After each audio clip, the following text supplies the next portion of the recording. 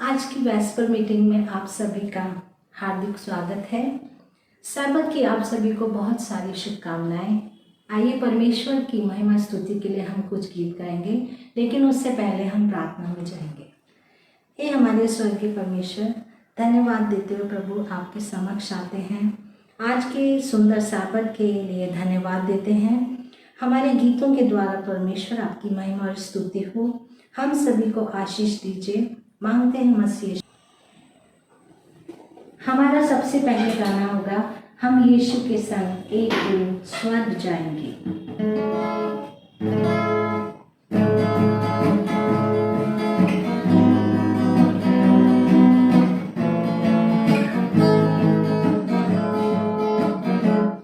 हम यीशु के संग एक दिन स्वर्ग जाएंगे। हम यीशु के संग एक दिन स्वर्ग जाएंगे। पिता को देखेंगे, धन्य हो जाएंगे। हम यीशु के संग एक दिन स्वर्ग जाएंगे। हालेलुया हालेलुया हालेलुया हालेलुया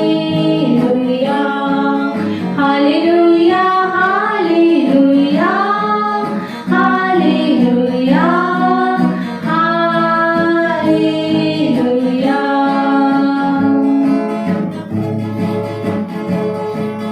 दुख से भरे ये दिन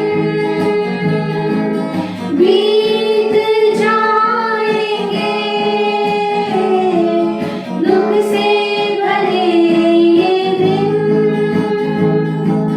बीत जाएंगे। हर पल हम यीशु के संग आनंद मनाएंगे। हर पल हम यीशु के संग आनंद मनाएंगे। हम यीशु के संग एक दिन स्वर्ग जाएंगे।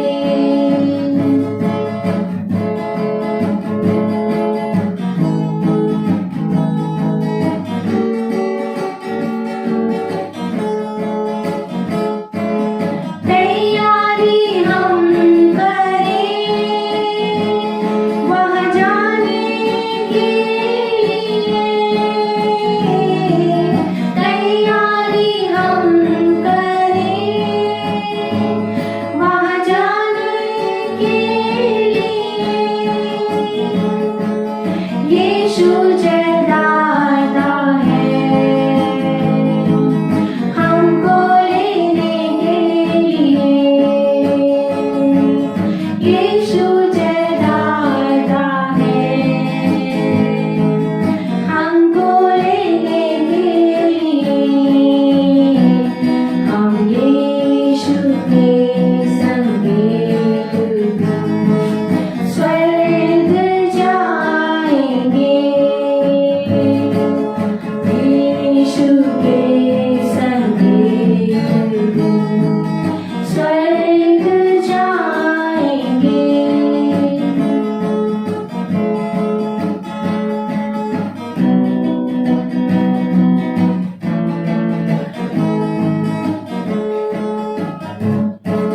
रहना नहीं यहाँ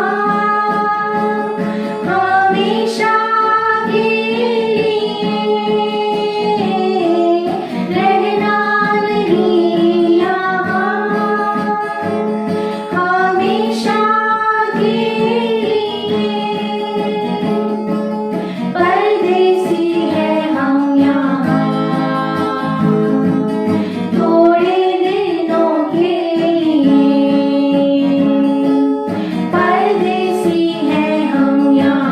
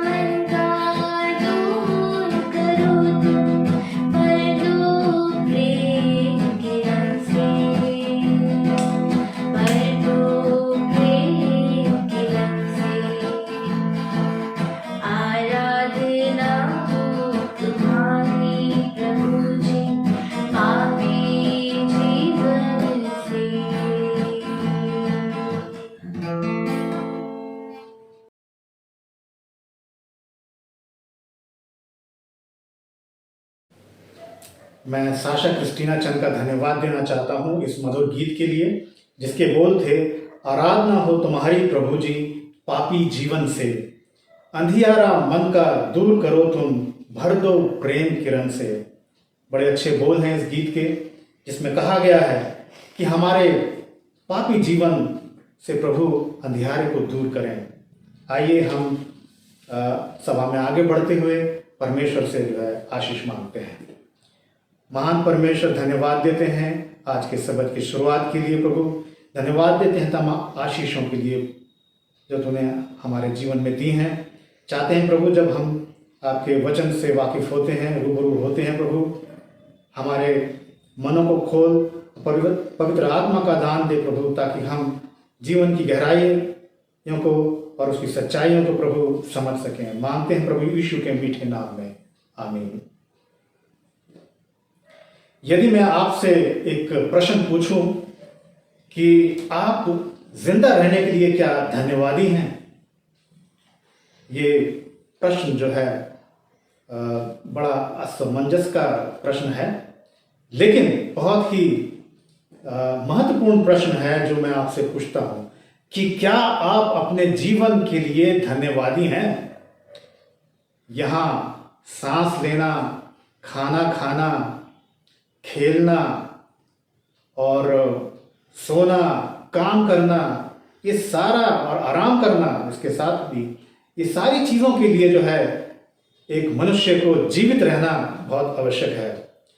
और परमेश्वर ने जो है इस मनुष्य को जो है ये सारा चीज़ें जो है दी हैं, ये उपहार दिया है जीवन का, जो हम मनुष्य इसको एंजॉय कर सकते हैं, इसका आनंद ले सकते हैं। हम जो है जानते हैं कि परमेश्वर का ये एक बहुत अनमोल उपहार है मनुष्य जाति के लिए, जीवन का उपहार। ईश्वर जो है जीवन का दाता है। यदि हम अपनी बाइबल में खोलें उत्पत्ति 2:7, तो वहां पर लिखा है कि परमेश्वर ने किस तरह मानव जाति की रचना की।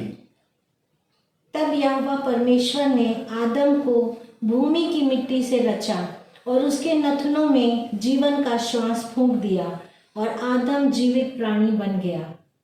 पहला मनुष्य आदम, जिसकी रचना जो है परमेश्वर ने की।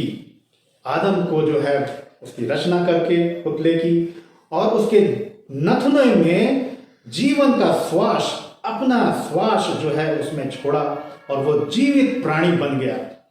परमेश्वर जो है उसने आदम को अपना श्वास देकर एक बहुमूल्य जीवन का उपहार दिया, वो जीवित प्राणी बन गया। हम जानते हैं कि बाइबल में अलग अलग ऐसे पद हैं जहां पे हम जानते हैं कि परमेश्वर ने अन्य जीव जंतुओं के समकक्ष मानव जीवन को जो है बहुत ही अलग तरीके से जो है रखा है और उसको देखता है। मानव जीवन जो है मनुष्य के लिए एक बहुत ही ऊंचे दर्जे का प्राणी है और उसको बहुत महत्व दर्जा देता है। मानव जाति का जीवन जो है उसको उसने एक अनमोल जीवन दिया है। वहाँ हम देखते हैं कि सबसे अलग जीवन जो है मनुष्य का जीवन है। वहाँ पर हम देखते हैं बाइबल में कि और ऐसी कोई भी जीव जंतु नहीं है जो मानव के माफिक हो या उसके स्तर तक जो है वो पहुंच सका।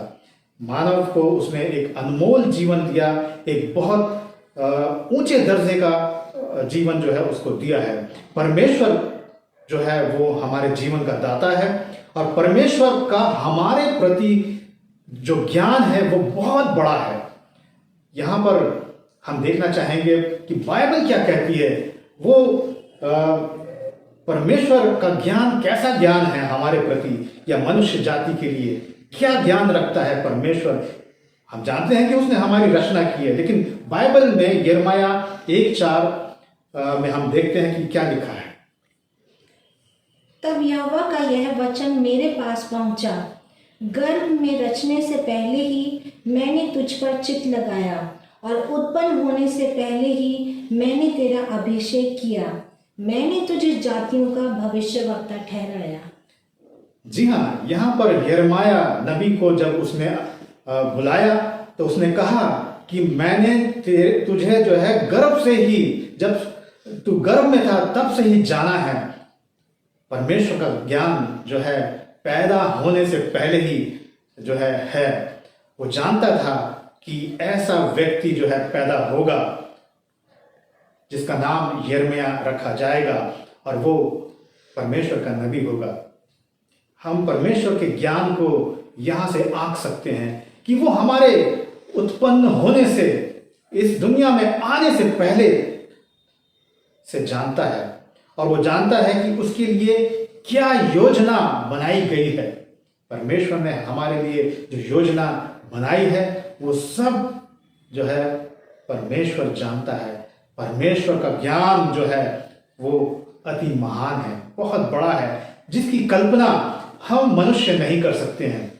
हम जो है सीमित दायरे में रहने वाले लोग हैं। परमेश्वर के ज्ञान से जो है हम वाकिफ नहीं हो सकते हैं। हाँ, थोड़ा बहुत हम उसके बारे में जान सकते हैं, जितना हमें ज्ञान आवश्यक है हमें उस ज्ञान का जो है बाइबल में सारा जो है दिया गया है, जिसका हम यहाँ पढ़ते हैं और जीवन के बारे में हम जान सकते हैं। यहाँ पर एक महत्वपूर्ण बात मैं कहना चाहूँगा कि किसी चीज़ के बारे में हमारी जो सोच है वो हमारी शब्दावली को भी प्रभावित करती है। जैसा हम बोलते हैं, जैसा हम अपने शब्दों का उच्चारण करते हैं, या फिर जैसा हमारे शब्द हैं, वैसी ही हमारी सोच है। या फिर हम इसको ऐसे कह सकते हैं कि हमारी जो सोच है वैसे ही हमारे शब्द भी इस्तेमाल किए जाते हैं। एक शिकारी से पूछा गया कि कुछ समय पहले आपने एक हिरन को मार दिया था, तो उसने क्या जवाब दिया? मैं इसे हिरन को मारना नहीं कहता हूं, मैं इसे इस तरह से कहता हूं कि मैं हिरन को ले जा रहा हूं। लेकिन आप जानते हैं दोनों ही स्थितियों में, चाहे वो हिरन को ले जाए चाहे वो हिरन को मार दे, हिरन दोनों ही स्थिति में जो है मार डाला गया है। तो यहां पर हम शब्दावली के प्रयोग का एक उदाहरण देख रहे हैं। यहाँ पर लोग आज के युग में ऐसी ही शब्दावली का इस्तेमाल करते हैं और वो जीवन की जो सच्चाई है उसको छुपाने की कोशिश करते हैं, उसको जो है किसी की आड़ में रखने की कोशिश करते हैं। जो सच्चाई है उसको वो पीछे छोड़ देते हैं। बहुत से लोग आज जो है भ्रूण हत्या के बारे में अलग विचार रखते हैं और जो गर्भपात के का जो है उसको जारी रखने के लिए या उसको वैध मानते हैं, वो लोग जो है कहते हैं कि जो गर्भ में बच्चा पल रहा होता है उसको वो एक शब्दावली का इस्तेमाल करते हैं, भ्रूण या फिर उत्तर। लेकिन आप एक माँ से अगर पूछेंगे कि उसके गर्भ में क्या पल रहा है, तो वो अवश्य आपको ये जवाब देगी कि मेरे गर्भ में मेरा बच्चा पल रहा है। वो उसको भ्रूण की शब्दावली से इस्तेमाल या नहीं पुकारेगी, वो बोलेगी कि मेरे गर्भ में मेरा बच्चा पल रहा है। तो ये शब्दावली जो है ये सोच विचार से हमारे ऊपर आधारित होती है कि कैसे हम सोचते हैं, कैसे हमारा चाल चलन है और जीवन में है, किस दिशा में हम जा रहे हैं, वैसे ही हमारे विचार आ जाते हैं और वैसे ही हम जो है सोचने लगते हैं। हमारी शब्दावली वैसी ही हो जाती है।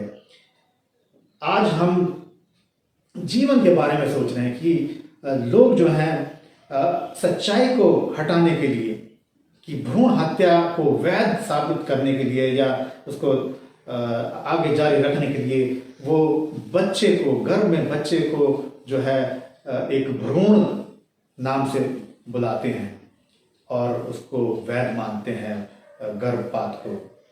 हमारा कर्तव्य क्या है? जो परमेश्वर ने हमको जीवन दिया है, अनमोल बहुमूल्य जीवन, उसकी रक्षा करनी है।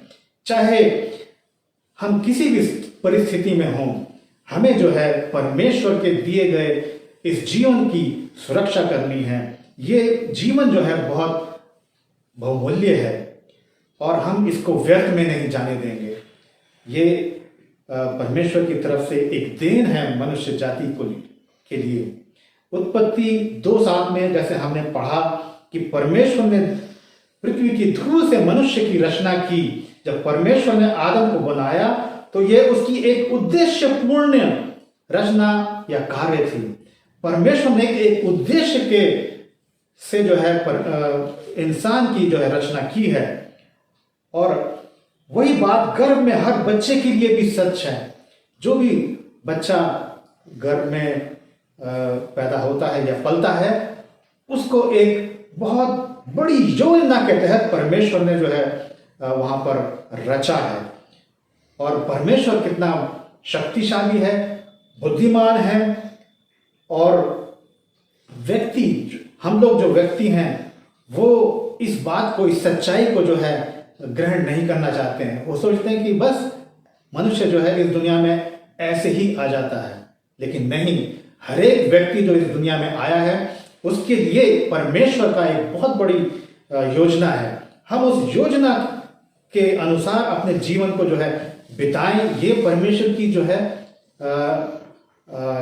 की एक उम्मीद है कि हम परमेश्वर के साथ अपना जीवन बिताएं। परमेश्वर ने इसीलिए हम सब मनुष्य की रचना की। भजन संहिता 139 और उसकी 13 से 16 पद तक हम पढ़ना चाहेंगे। वहां पर देखते हैं क्या लिखा है।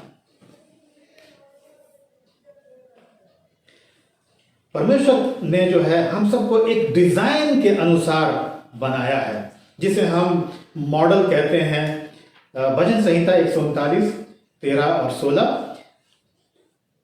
हम जानते हैं कि परमेश्वर ने हम सबको जो है बनाया है, लेकिन कैसे बनाया है? बाइबल क्या कहती है? भजन संहिता 139, 13 और से 16। मेरे मन का स्वामी तो तू है। हाँ, मेरे मन का स्वामी तो तू है। तूने मुझे माता के गर्भ में रचा। तूने मुझे माता के गर्भ में रचा। मैं तेरा धन्यवाद करूंगा। मैं तेरा धन्यवाद करूंगा। किसने रचा है? परमेश्वर ने। कहां रचा है? माता के गर्भ में। परमेश्वर जो है डिजाइनर है, उसी ने जो है रचा है। किसको? एक गर्भ में पलते हुए बच्चे को। जब हम अपने मन में ये प्रश्न उठाते हैं कि परमेश्वर हमारे बारे में क्या जानता है, वो क्या कर रहा है, वो हमें क्यों प्यार करता है, तो हम जानेंगे कि परमेश्वर हमें क्यों प्रेम करता है। एक गीत है जिसके बहुत ही प्रसिद्ध बोल हैं जो इस तरह हैं। जब वो क्रूस पर था मैं उसके जहन में था। दोबारा मैं पढ़ना चाहूंगा। जब वो क्रूस पर था मैं उसके जहन में था, यानी कि मैं उसके मस्तिष्क में था। वो मुझे मेरे बारे में सोच रहा था जब वो क्रूस पर अपनी जान दे रहा था। वो मुझे जानता था, वो मेरी वर्तमान हालत जानता था। फिर भी उसने मुझसे प्रेम किया और अपने बहुमूल्य रक्त को मेरे लिए बहाया। आप इस वाक्य को, इस संदर्भ को समझिए कि जब वो क्रूस पर था तो उसने 2000 साल बाद पैदा होने वाले शेखर चंद को जो है वो जान लिया था, पहचान लिया था। और मेरी हालत को उसने जान लिया था कि शेखर एक पापी व्यक्ति है और उसके लिए मैंने अपना ये रक्त बहाया है। 2000 साल बाद तक जो है उसको झांकना पड़ा, उसको वहां तक सोचना पड़ा, आगे तक देखना पड़ा कि वहाँ पर एक व्यक्ति होगा 2000 साल पहले, और उसके लिए उसने जो है अपने रक्त को बहाया। परमेश्वर का प्रेम जो है यहाँ पर झलकता है। लेकिन उसने क्रूस पर चढ़ते हुए ऐसा कुछ नहीं सोचा कि नहीं, मैं किसी के लिए अपना रक्त नहीं बहाऊंगा, किसी के लिए मैं कुर्बानी नहीं। वो उसका असीम प्रेम था जो कि हम सब गुनाहगारों के गुनाह जो है उसने अपने सर बोझ ले लिए, और उसने हम सब के लिए जो है अपनी कुर्बानी दी, ताकि हम आजाद हो जाएं इस मृत्यु दंड से। जो उसने बेहतर समझा वो उसने किया। उसने क्रूस पर चढ़ते हुए ये बेहतर समझा कि शेखर चंद को जो है पाप मुक्त करना है, और आज परमेश्वर के रक्त से मैं खरीदा गया हूं। मुझे विश्वास है कि परमेश्वर जो है मेरे सारे पापों को लेकर जो है उसने मुझे माफी अता की है। यिर्मयाह 1:5 के अनुसार बाइबल में और भी अन्य पद हैं जहां पर वो कहता है कि क्रूस पर उसने चढ़ते हुए कैसा महसूस किया और क्या उसने सोचा हो। हम पढ़ेंगे यिर्मयाह 1:5। गर्भ में रचने से पहले ही मैंने तुझ पर चित्त लगाया, हाँ, और उत्पन्न होने से पहले ही मैंने तेरा अभिषेक किया। मैंने तुझे जातियों का भविष्यवक्ता ठहराया। यहाँ पर उसने हमारा जो जीवन था, जो 2000 वर्ष बाद भी वो देख रहा था, उसने वहाँ जो है मेरे ऊपर अपना चित्त लगाया। वो जानता था मेरी हालत को और मैं कैसा होने वाला हूँ, वो सब मेरी हालत को जानता था, और उसने मेरे ऊपर अपना चित्त लगाया, मतलब मन लगाया। ये यिर्मयाह के में लिखा हुआ है। और हम जानते हैं कि परमेश्वर का प्रेम ही है जो इतने साल बाद में भी जो है उसने आज के हालातों को देखते हुए उस समय 2000 साल पहले जो है अपने जीवन की कुर्बानी जो है क्रूस पर दी। इब्रानियों 9:27 के अनुसार परमेश्वर ने हर एक मनुष्य को जीवन की अवधि जो है दी है। एक मनुष्य की जीवन की अवधि जो है वो 70 या 60 या 70 साल जो है वो जीवित रहता है मनुष्य। या फिर हम देखते हैं कि बहुत से लोग जो हैं वो और भी अगर अच्छा खाना पीना उनका रहता है, देखभाल होती है, वो एडेड ईयर्स कहलाते हैं। लेकिन एवरेज जो मनुष्य की आयु है वो 60 से 70 वर्ष की है। लेकिन हर एक मनुष्य को यहाँ पर हमें ये ध्यान रखना है कि हर एक मनुष्य को जो पैदा होता है उसको मरना आवश्यक है। जो इस धरती पर पैदा हुआ है उसका मरना जो है वो निर्धारित है। ये इब्रानियों 9:27 में हम पढ़ते हैं और देखते हैं। मैं चाहूंगा कि इस पद को हम पढ़ दें और सच्चाई को जानें। जैसे मनुष्य के लिए एक बार मरना और उसके बाद न्याय का होना नियुक्त है। हाँ, एक बार मरना और न्याय का होना नियुक्त है। ये सारा जो है ये प्लान्ड है, ये निर्धारित कर दिया गया है कि मनुष्य पैदा होगा, मनुष्य जिएगा, मनुष्य फिर मरेगा और फिर उसका न्याय भी जो है ठहराया गया है। एक दिन परमेश्वर जो है हमारा न्याय भी करेगा। चाहे हम अस्पतालों में देखें या नर्सिंग होम में जो बच्चे पल रहे हैं उनको देखें तो वो हम मौत से बहुत रूबरू होते हैं। और हम जो है देखते हैं कि हर एक व्यक्ति वो कभी मरना नहीं चाहता। वो चाहता है कि मैं जीता ही चला जाऊं। कौन चाहेगा? मैं भी नहीं चाहूंगा कि मैं जो है इस जीवन का मेरा अंत हो। लेकिन हर एक व्यक्ति को जो है मरना है। हम अस्पतालों में या फिर नर्सिंग होम्स में या घरों में देखते हैं कि जीवन को जीने के लिए हमारी जद्दोजहद जो है वो बनी रहती है कि हम कैसे जीवित रहें। और हम जानते हैं कि हमारा बाइबल के अनुसार जैसे लिखा है कि हमारा जीवन एक न एक दिन जो है उसका अंत होगा।